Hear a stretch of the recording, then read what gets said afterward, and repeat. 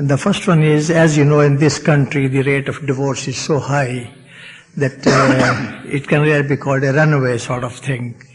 So there was no protection for women in this country in the past.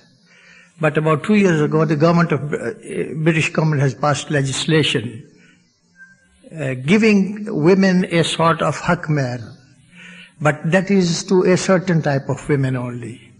Government has passed legislation that if a couple get married, the very time that registration takes place, if the husband is owner of a house, not business, matrimonial house, the woman automatically becomes half owner of that house. Now, in view of this, what would be the position of we people who have already sort of promised a certain amount of haq mehr to ladies? Well, in that case, haq mehr is no longer necessary. And that legal obligation which each couple has to meet can be considered a replacement of haq mehr, but it should be understood in so many words. We have got a similar case reported in the Ahmadiyya history where Hazrat Nawab Muhammad Ali Khan Sahib, the son-in-law of Hazrat Masih Maud fixed the haq mehr, that is the dowry, to an exorbitant size. I mean, nobody could imagine that normally such haq mehrs could be appointed, could be fixed. So normally it is discouraged to inflate out of proportion any haq mehr. It should be a normal, moderate sum of money. The reason which he gave was very understandable. He said, according to the laws of our state, Malerkotla state, my wife cannot inherit me. So to offset that, I have proposed the haq mehr to be equal to the value of what my wife might have inherited in case of Islamic practice of, giving 1/8 or 1/4 to the wife. Yes. So he compensated for that, and Hazrat Masih Maud approved of it. Now that was made clear.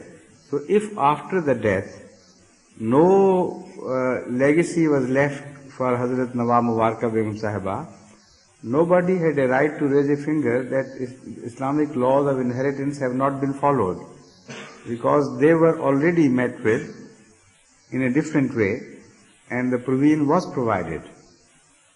So if it can be provided there, why not in this country? So if, it's an opposite case. Their law prevented the implementation of an Islamic right given to ladies. Here they give more than the right that Islam gives. So whatever is the right Islam gives should be considered as a part of that, provided that the house is of a value which fulfills the requirement. So no blind universal decision can be applied to each case. Each case has to be decided on its merit. Suppose somebody is so wealthy that he owns property abroad, not only in this country, but abroad in so many places, and also liquid assets which are to a value that even if half of the house is handed over to the wife, yet wife would have inherited much more after his death. Then that cannot compensate. If, I'm considering an inheritance now, that would not compensate for that.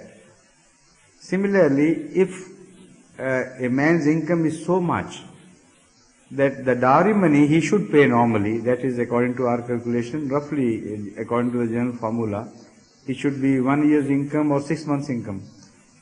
So if his income is so big that the price of the house falls short of that dowry which he should have fixed. Then he should, fix some dowry over and above that half the house price and compensate for that. So this is why I say no thumb rule can be given, but there is a general principle involved that compensation can be made. So but still, let me revise my first statement. I don't like the haq meher to be totally absent because the wife would get half the house. But instead of that, we can say that in such cases a nominal haq meher can be fixed with the view that already she has got half the house, so it's enough.